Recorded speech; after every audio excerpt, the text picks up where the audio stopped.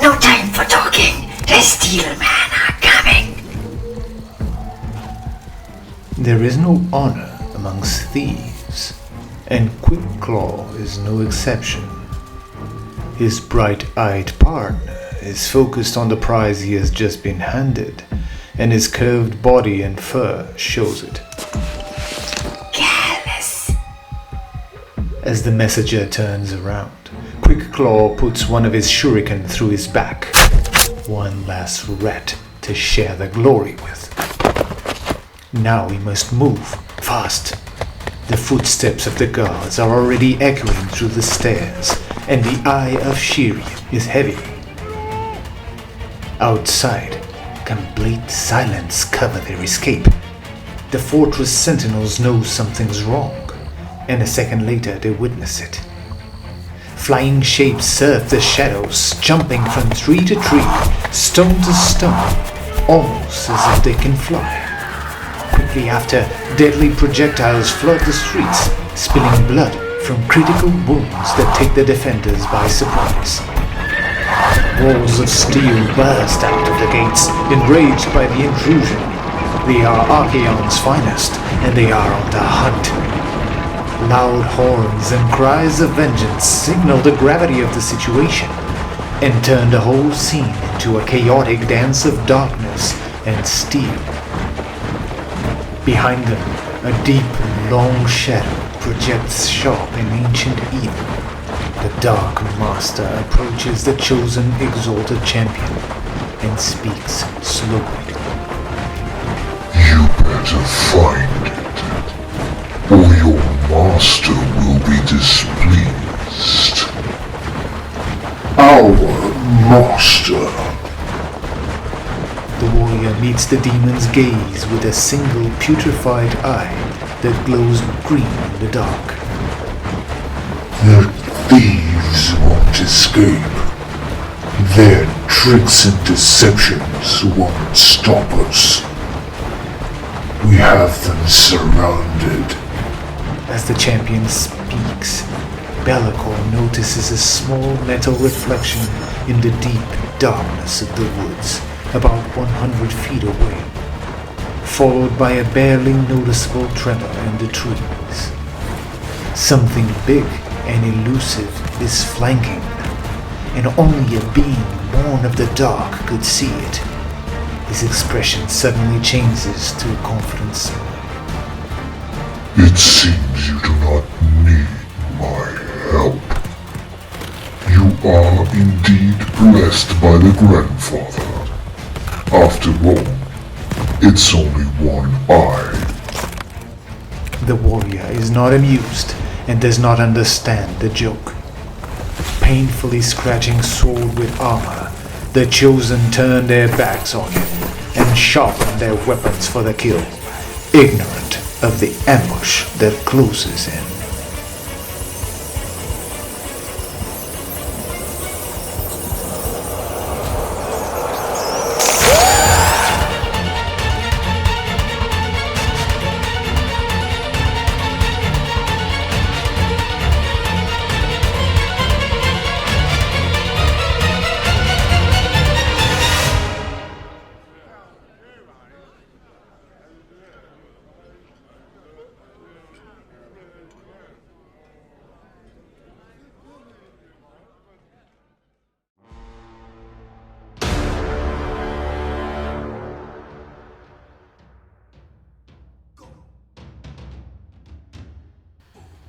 The battle tactic is intimidate invaders.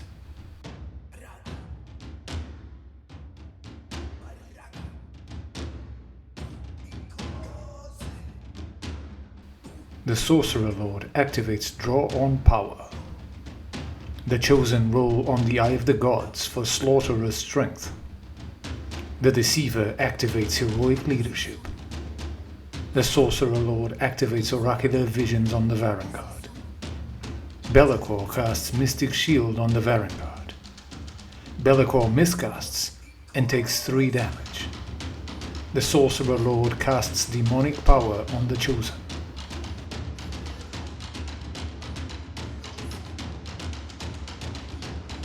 The Chosen activate at the double.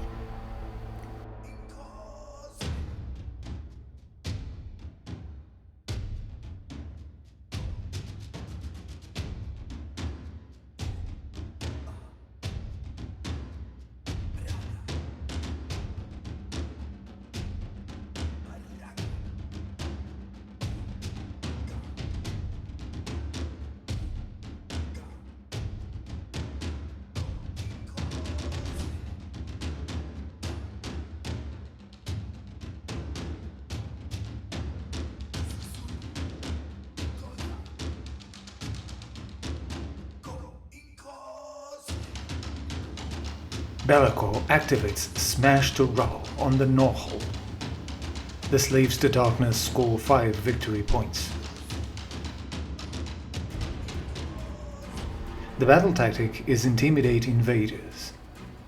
The Grey Seer activates Heroic Leadership. Bellicor activates Heroic Recovery, healing all wounds.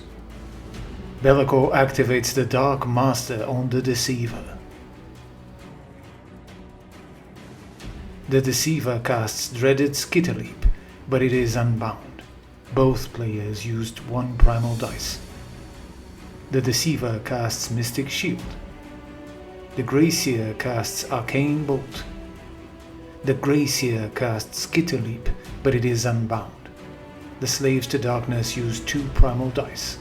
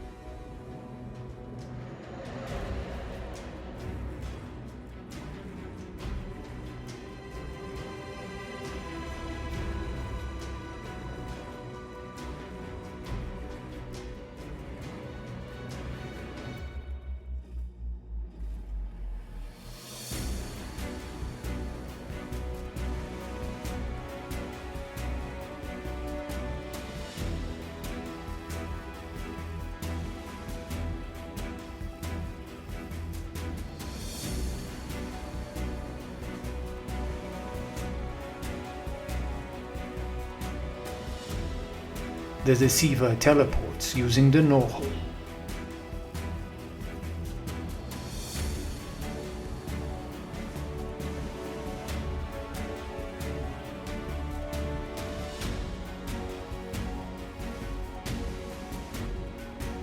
Most of the Skaven army deep strikes.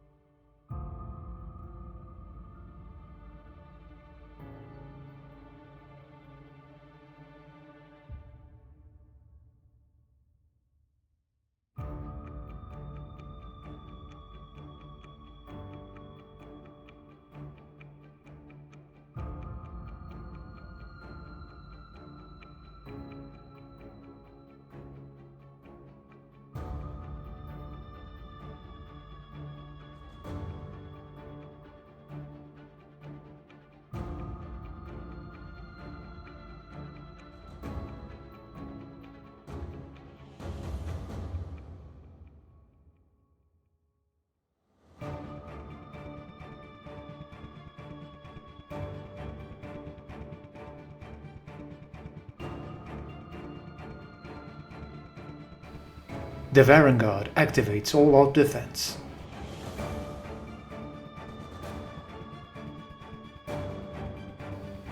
The Gutter Runners deal a total of 15 damage to the Vanguard.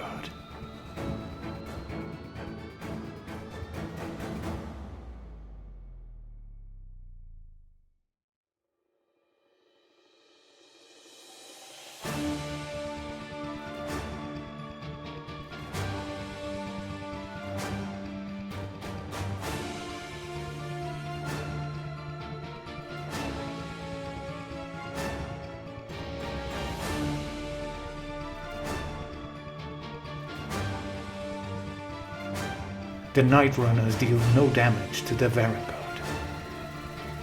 Slink and his Warband deal 1 damage to the Vanguard. Slink activates forward to victory. Skaven score 5 victory points.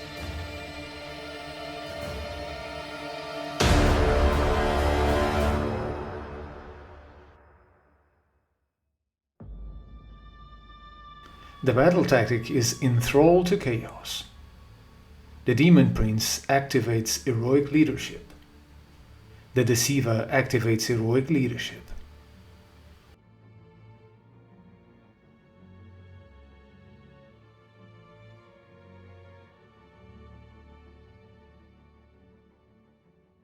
The Vanguard activates Rally, returning 1 model. The Sorcerer Lord activates Oracular Visions on himself. The Sorcerer Lord casts Demonic Power on the Vanguard. Be'lakor fails to cast Arcane Bolt. Be'lakor casts Mystic Shield on the Sorcerer Lord.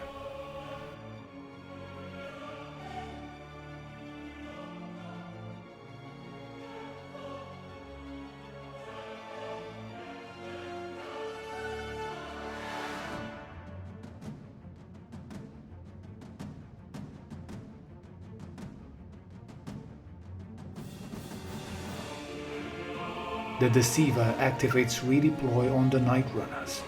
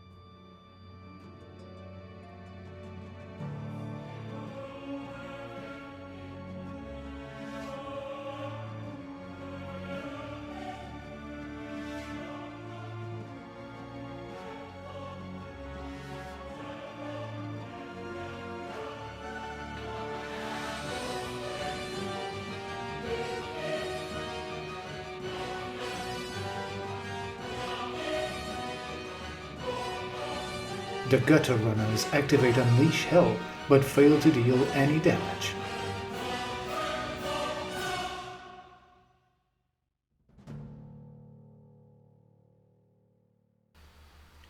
The Gracier activates Arcane Bolt, but fails to deal any damage to the Vanguard. The Chosen activate All-Out Defense. Slink activates Misdirection and deals 2 damage to the Chosen.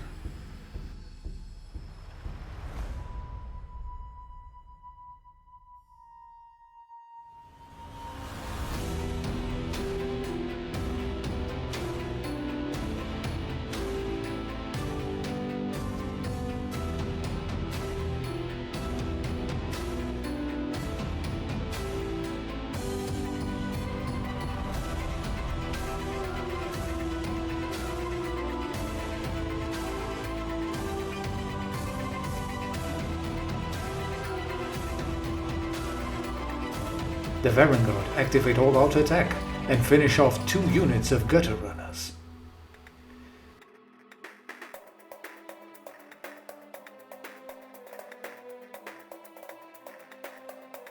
The Gutter Runners activate all-out attack and deal 3 damage to the Vanguard.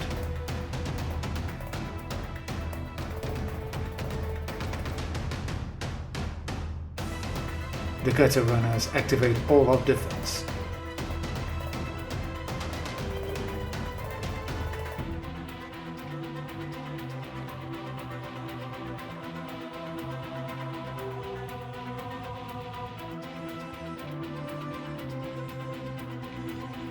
The Demon Prince finishes off the Gutter Runners.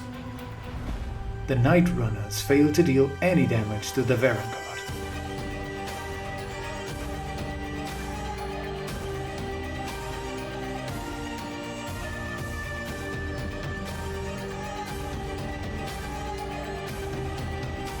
The Vanguard finishes off the Night Runners.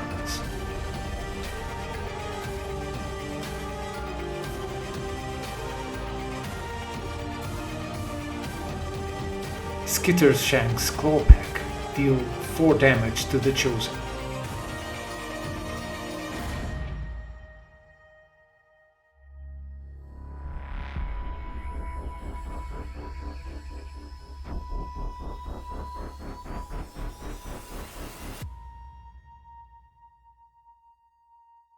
The Vanguard finishes off 2 units of Gutter Runners.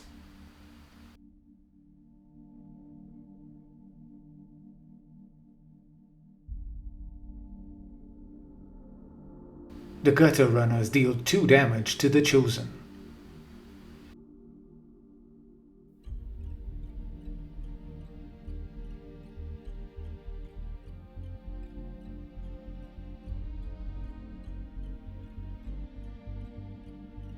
The Chosen deal 2 damage to the Gutter Runners and finish off Skittershank's Clawback. The Gutter Runners deal 2 damage to the Demon Prince. The Demon Prince activates Death Dealer, but deals no damage to the Gutter Runners. The Slaves to Darkness score 5 victory points. The battle tactic is led into the Maelstrom. The Deceiver fails to activate Heroic Leadership. The Demon Prince fails to activate Heroic Leadership.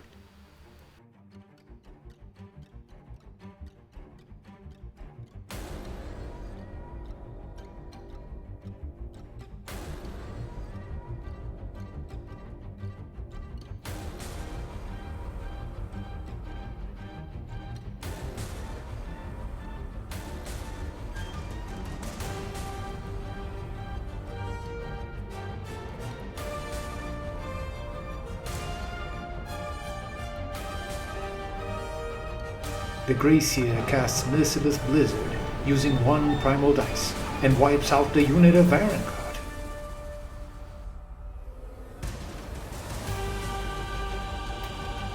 The Gracier casts Mystic Shield on the Deceiver.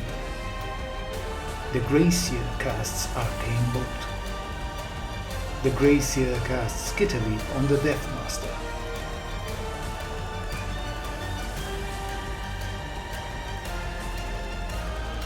The Gracier casts Death Frenzy on the Gutter Runners, but takes 3 damage from using the Warpstone tokens. The Deceiver casts Flaming Weapon, but it is unbound. The Deceiver fails to cast Dreaded Skitter.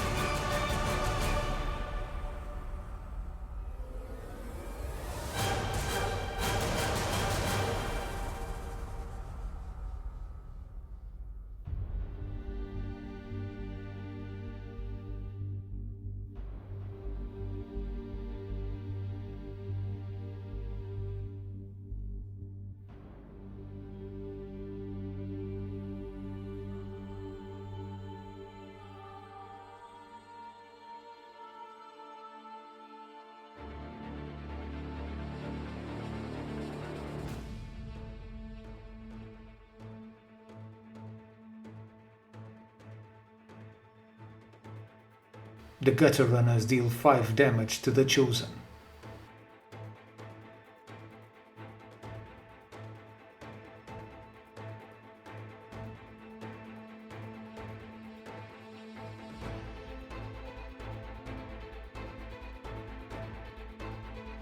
The Deceiver deals 5 damage to the Chosen. The Death Master deals 3 damage to the Sorcerer Lord.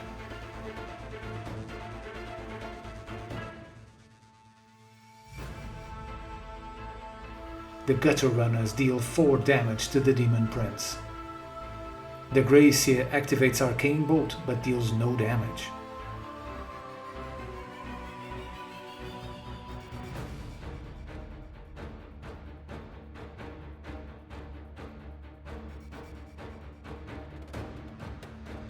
The Deceiver activates Stomp, dealing no damage. The Deceiver activates Shadow Magnet Trinket. The Varangard activates All Out Defense.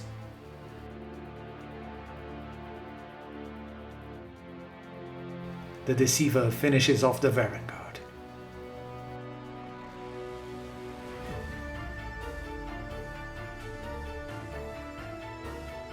Slink deals 6 damage to the Chosen.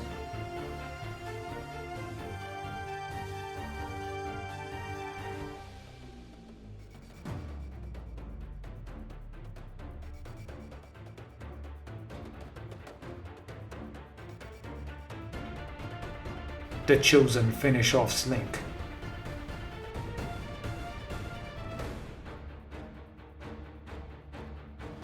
The Gutter Runners finish off the Demon Prince.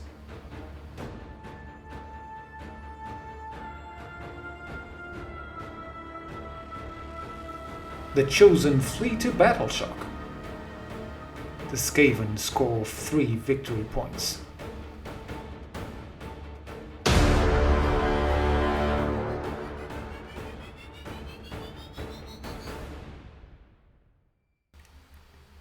The battle tactic is Reprisal.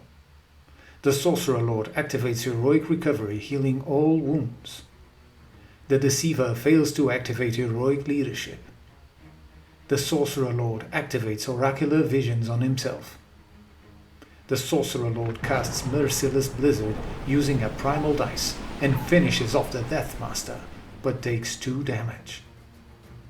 Bellicor casts Enfeeble Foe, but it is unbound. Bellicor casts Arcane Bolt, but it is unbound.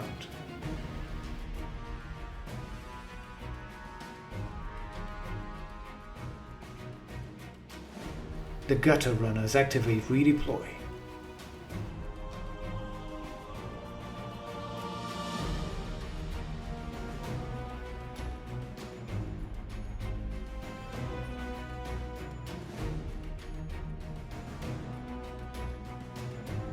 The Gutter Runners activate Unleash Hell, dealing 2 damage to the Varangard.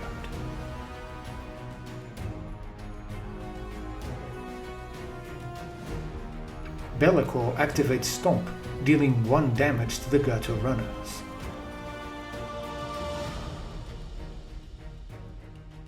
The Varangard finish off the Gracier and a unit of Gutter Runners. The Varangard activates Relentless Killers.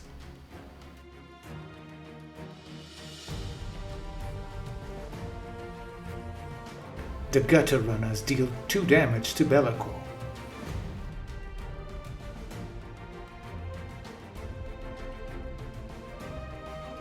The Varangard finishes off the Gutter Runners.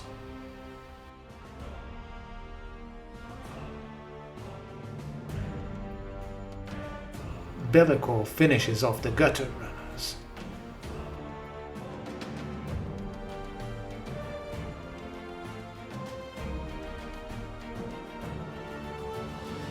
And the Slaves to Darkness score 5 victory points. The battle tactic is Magical Dominance. The Deceiver fails to activate Heroic Leadership. Bellicor activates Heroic Recovery, healing all wounds.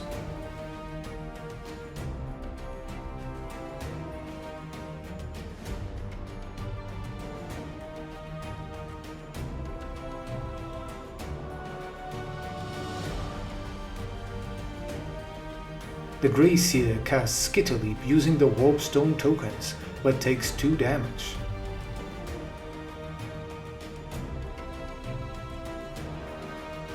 The Gracier casts Merciless Blizzard using 3 Primal Dice and deals 6 damage to the Varangard.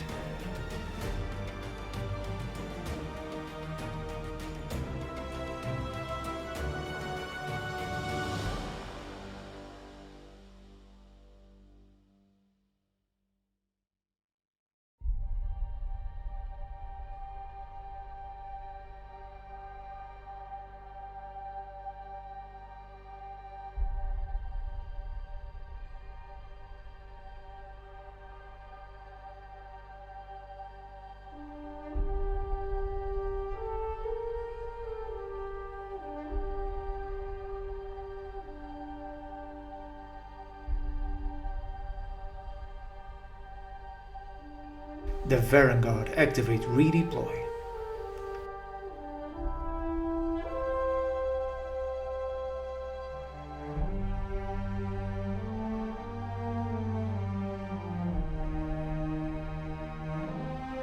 The Deceiver finishes off the Sorcerer Lord.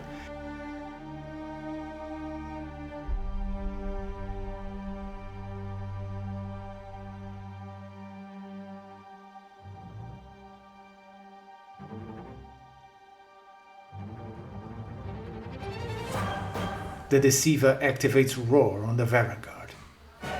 The Deceiver activates Master of Assassins.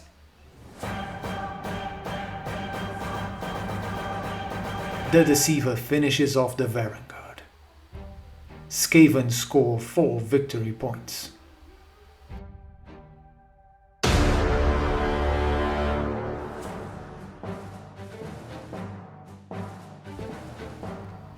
The battle tactic is surround and destroy. Both Be'lakor and the Deceiver fail to activate heroic leadership. The Deceiver casts Flaming Weapon, but it is unbound.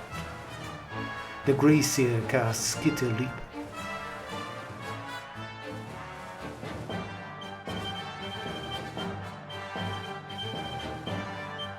The Deceiver casts Dreaded Skitter Leap. The Greyseer teleports using the Northall. Skaven score 5 victory points. The battle tactic is Magical Dominance. Be'lakor activates Finest Hour. The Greyseer activates Heroic Recovery, healing all wounds. Be'lakor casts Arcane Bolt. The Greyseer activates Redeploy. Be'lakor activates Stomp, dealing 3 damage to the Greyseer. The Greyseer activates All-Out Defense. Be'lakor finishes off the Greyseer. The Slaves to Darkness score 4 victory points.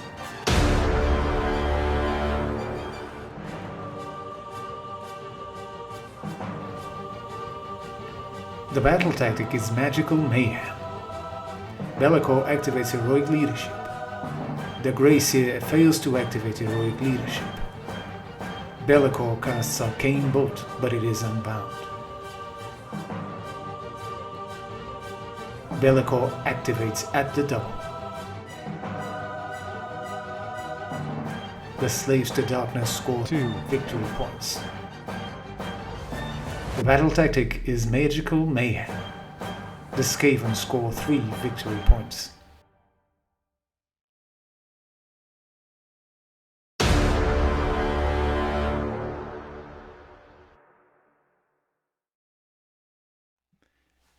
So welcome to another aftermath of a Hammer of War battle report. This one we're very proud of because we went into the 5th round. It was very close.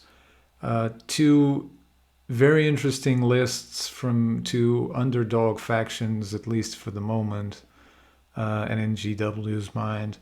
Mind you that these might be revisited very soon, so the new battle scroll is just around the corner, so they spoke about both Skaven and Slaves to Darkness as 2 factions that might get adjusted somehow because they haven't been that competitive in the tournament settings. But we wanted to try out, we got our hands on a lot of Eshin models, and we both loved Eshin, and both loved that skirmishing ninja mortal wound aspect of it, and so we tried out a full Eshin list, or mostly full Eshin list, against the Knights of the Empty Throne list from Slaves to Darkness that I've been trying to perfect to my personal tastes and a competitive, semi-competitive version. I think it was a very interesting matchup, and we'll go right into the lists so that you can see what each of us brought and what our main plans were. By the way, I have to start saying, because I haven't said this in previous battle reports, I do play against a lot of good opponents and haven't credited them in any of my videos. I even I didn't even used to show up myself in a lot of previous videos, but I do think they are worth mentioning because they play not only for the fun of it, but they help me also with the channel because they paint miniatures, and they help fill the channel with interesting choices and also beautiful armies. My opponent was Tiago Costa, a person who I regularly play against, but I do play against other people, and I'll start referencing them more often. And of course, I'll try to talk to them about what their choices were so that I can talk to you about what their choices were. Going into his lists, Skaven, mostly Eshin models and units. His grand strategy was Masters of Execution, so keeping 3 Eshin heroes alive at the end of the game. One of them was my main threat, which I know very well from having faced him with Stormcast and Ideneth, Deepkin, etc., which is the Vermin Lord Deceiver. He's very good. He used to be, and he still is, often seen in a lot of competitive or semi-competitive Skaven lists because he's very interesting, and this setup that he has is the most common one.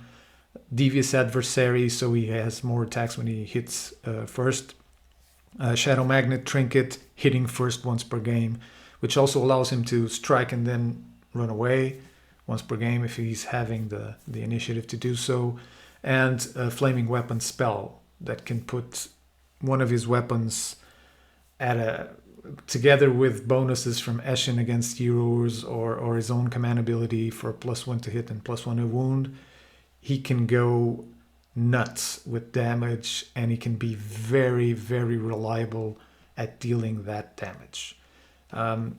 Together with his own War Scroll spell, which is to teleport to 6 inches away from you, anywhere, he's just a cannonball, and a very slippery one that you cannot get your hands on very easily because he runs away, he teleports, he's very resilient, he has a built-in ward save. So that was my main concern playing with Slaves to Darkness, was this very mobile, very dangerous, and very hard to take out hammer. Then you had a Deathmaster, which is very interesting. I don't see this guy often, but he's very interesting. He has D3 mortal wounds coming out of 6s unmodified to hit.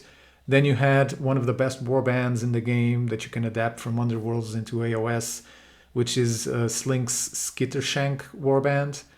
Very interesting. Also D3 mortal wounds on 6s unmodified to hit. They deep strike very close. They have always strikes first once per game, and they hit very well. So they are very good for what they cost. And I think we don't see them more often, but I do think they are a competitive choice in terms of having that flexibility, not only to deep strike, but to target an enemy hero in the back line, one of the Andorian locusts or something. Very interesting. Then you have this trio of Grey Seers that just add this complex web of spell casting sequences. Like you have one with Death Frenzy, one with Merciless Blizzard, and the one with Skitter Leap.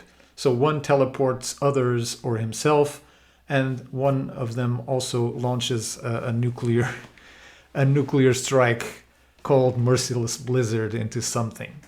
And all 3 of them have the ability to roll 3 dice once per turn, and if they get a 13, the spell goes off automatically. And it's very interesting because they choose the highest roll, and they can add the primal dice. So they're very reliable at casting, and they are very good at the game of teleporting and then launching that nuclear missile.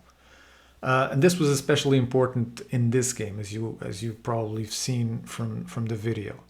Then you had like 8 units of gutter runners or something like that, or more. 1, 2, 3, 4, 5, 6, 7, 8.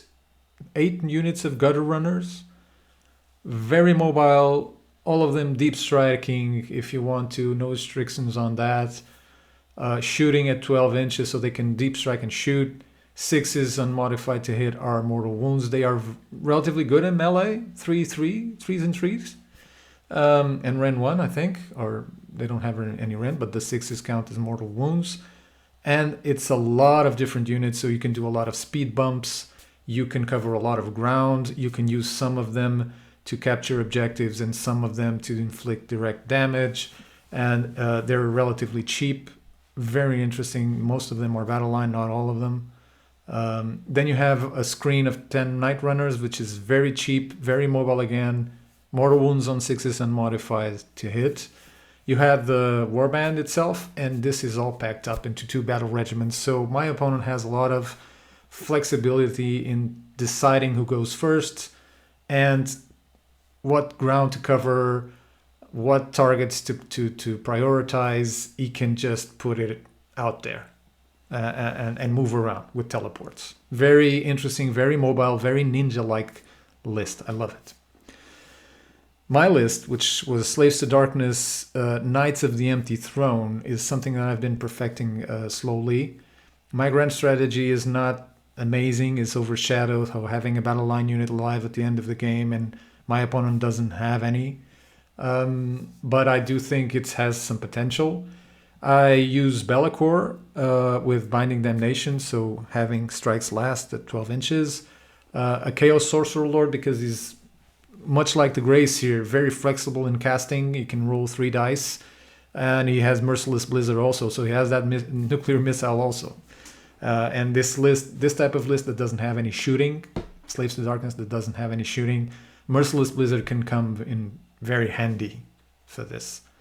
Then I have what might be the most controversial decision, including a Demon Prince. I do it for 2 reasons. One of them, I still have stuff being painted, so I don't have all of the stuff I wanted to try out in this list. I do have him, and he is relatively flexible. He can fly. He has a great artifact that allows me to get +1 to wound in a monster or hero from the enemy. All of my units have it. This is very good. Perhaps not so good at with Varangard, because they already have +1 to wound when they charge. But it's very good in general. I used to give him the command trait where you can do his heroic action, which is you have no ward saves within 3. But this time I tried Death Dealer because I wanted to try out how he can or cannot lift units striking twice. I do give him the Mark of Nurgle because I do think it's the best one for his heroic action, the most flexible one. Then 3 units of Varangard with the Khorne, Mark of Chaos. I used to try out Nurgle in this, but they just don't dish as much damage. They dish a lot more damage with Khorne, and they are hammers, so I opted with Khorne. They can run and charge in this specific subfaction. I don't have any Varangard generals, so I don't rally them on a 5+, but I think this is a better option overall. Then Chaos Chosen. This is my personal taste. If I only have 1 unit of Chaos Chosen, unless I have a very tricky plan of getting them into melee reliably and cheaply, I go for Nurgle. Because I like their dual role of being an anvil and a hammer, and they can be an anvil and a hammer using the Nurgle Mark of Chaos and the Eroding Icon. They can hit and they can take it. And this is amazing for a unit that's 10 models and that has 30 wounds. So it's very interesting. I want to try out 2 units of these guys, not necessarily with the same Mark of Chaos, but my personal preference, and I know a lot of people play them with Slanesh or other Marks of Chaos, but I love Nurgle. Slanesh is very interesting. It's very interesting to turn them into a hammer in certain lists, especially Host of the Everchosen, but it takes a lot of investment. You need spells cast on them, you need the teleport, you need a War Shrine to have them charge 3d6. It starts to pile up in terms of costs, and it's not ensured that you will be able to do it. I also had 2 drops, but he won the roll, so he got to decide who went first. Going into the game, I had, from deployment, I knew one thing. His Deceiver, which was the main threat that I analyzed in his army, was sitting more or less at the middle of his deployment zone. and he wasn't near Norhol. I saw this as an opportunity because I had Be'lakor. I could try to stop him from moving out of there and get to him before he was able to act. So my plan was, I'll go first. Then I'll activate Dark Master. I won't allow him to either cast spells to teleport or to move or to do anything else. And when we roll off for the second turn, I have that flexibility of either allowing him to play and he's rolling again to stay put or to not do anything. And that's 400 points that are not influential to the game during 2 turns. Or I win first and I got to him. Or to the screens that my opponent then put in front of him, which were needed elsewhere to damage the main hammers that were coming in from the other side, which were the Chosen and the Varangard. So that was my plan. I went first. I covered a lot of ground. I formed a kind of a bubble where I put Varangards outside, and I did it for a reason. Varangard have a built-in 4+ ward save against mortal wounds, and most of his shooting was threatening because of the mortal wound output. It was a tricky decision because although they are the best equipped to deal with that and to resist, they are also very precious in this list because they are the ones dealing damage and getting to places. The Chosen are relatively slow. So it was a tricky decision, but I did it anyway, and it proved good because my opponent during his turn, although he basically deep striked more than half of his army during that turn and shoot with all of them, he did a relatively low amount of damage. My units had Mystic Shield on, or they had all out defense, and then they had the 4+ ward save, most of them. They were relatively all protected from back line deep strikes, so we had to deep strike to their front, and he had to worry about screening his heroes also. So this put a lot of pressure on him that led him to deep strike to try to take out one or two units right away. He didn't manage to do so, and I won the roll.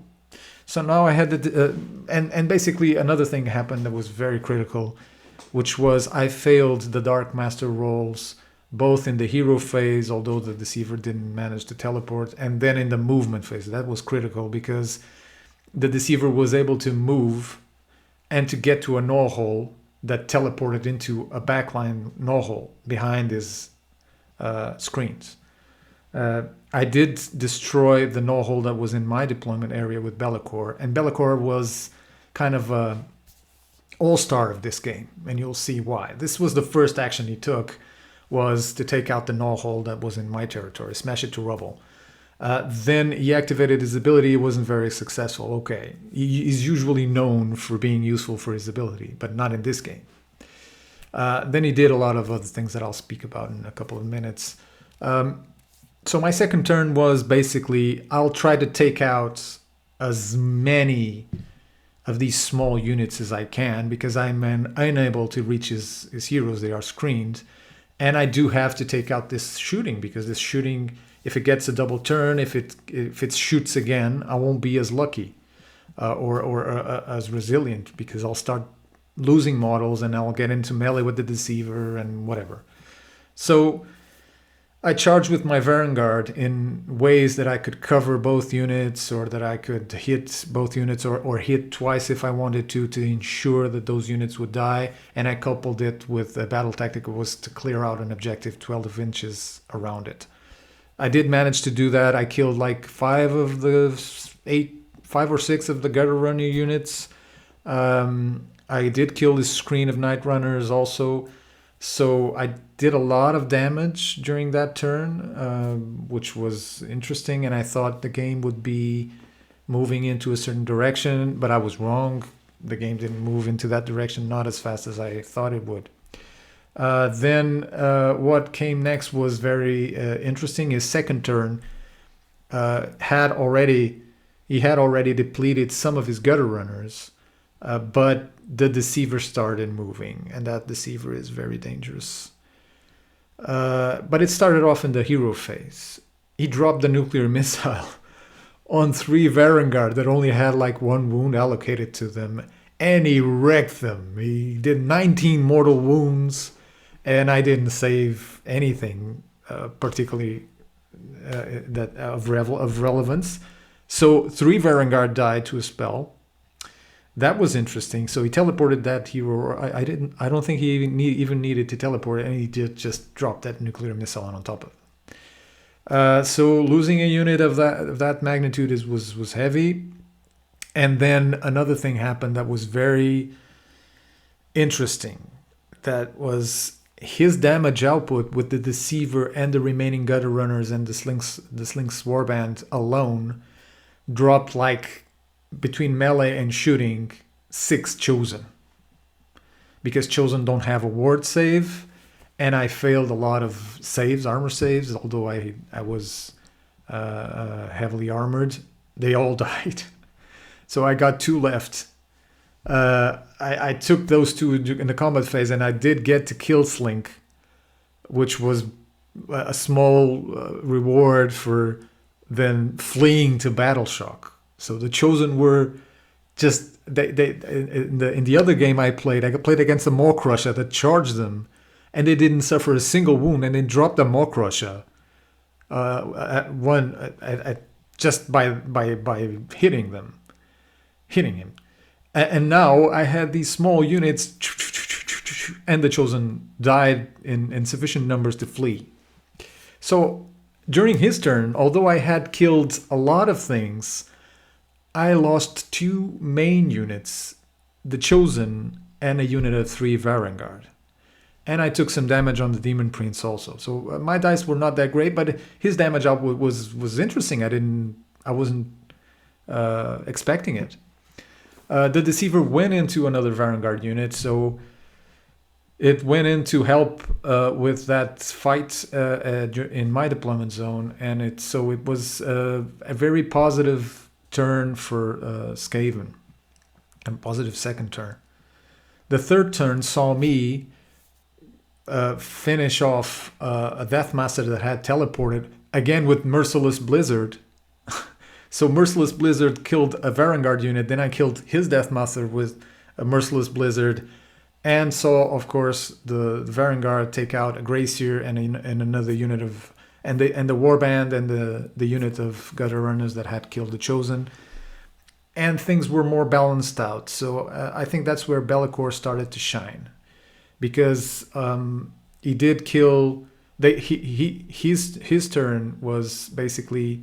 He killed the Demon Prince. So Be'lakor had a chance during that third turn to do reprisal and kill the unit that had killed my general. That's where he started to shine.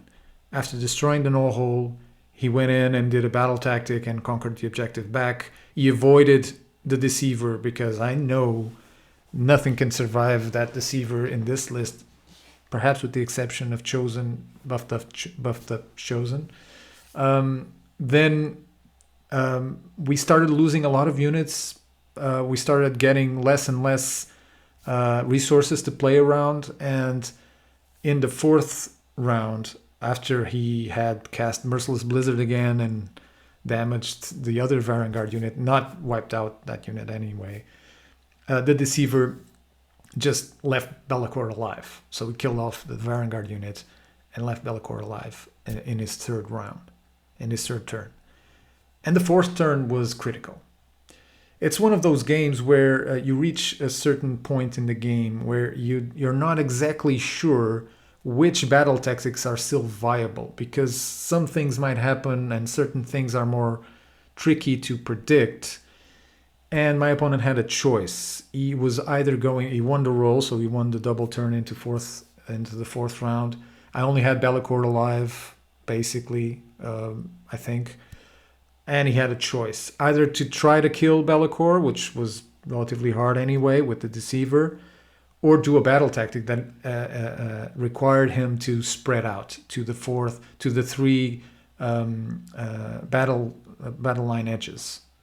battle line, battle plan edges, which was surround and destroy. He did think a little bit, but we weren't going to be there for 45 minutes thinking of all the variables and all the things. So he went for the battle tactic. He's a tournament player. He knows battle tactics are important. So in his fourth round, he ignored Be'lakor and he went into the board edges to get that surround and destroy battle tactic. He did risk it because there was one Grey Seer that to manage that had to come to, 19 inches of Be'lakor, something like that. And in my fourth round, Be'lakor again shined because he did a battle tactic that was to cast one spell and not be unbind by the enemy, magical dominance. And then he went after the Grey Seer, which was already, I think, contesting one of my objectives. And the Grey Seer didn't redeploy as aggressively as he could, and he killed the Grey Seer. So he not only got the objective back, he destroyed or disabled my opponent's grand strategy in the process. And he did a battle tactic. So Be'lakor was just kind of the contrary of what he usually is, where he just does his ability and does nothing else. In this game, he did a lot of things.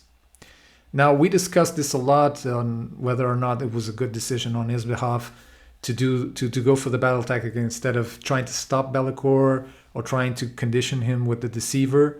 I'm still unsure to the day if it was a good decision or not, because a lot of variables were at play, whether I was going to be able to go into another Grey Seer that was on his side, or if he killed Be'lakor or not. We kind of simulated and he wasn't going to kill him on the first go. Then if Be'lakor would be able to retreat into a position where he could contest another objective, whatever. My grand strategy was already lost. His grand strategy was lost in that turn. Maybe that made a difference because if he had survived, I would have done victory points the same because I would go with Be'lakor to conquer another objective, but I wouldn't be able to disable his grand strategy. So I don't know. You figure it out, you think about it, you give your opinion if you want to. He decided to go for the battle tactic. And what happened was that during my fifth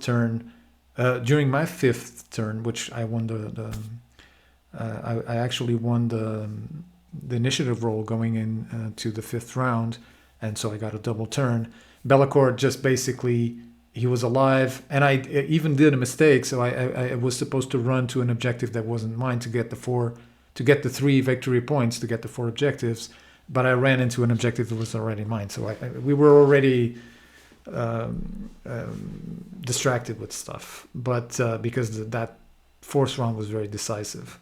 Neither of us had a viable battle tactic at that point. Skaven doesn't have many, but Slaves to Darkness also depend a lot on having things alive to do them.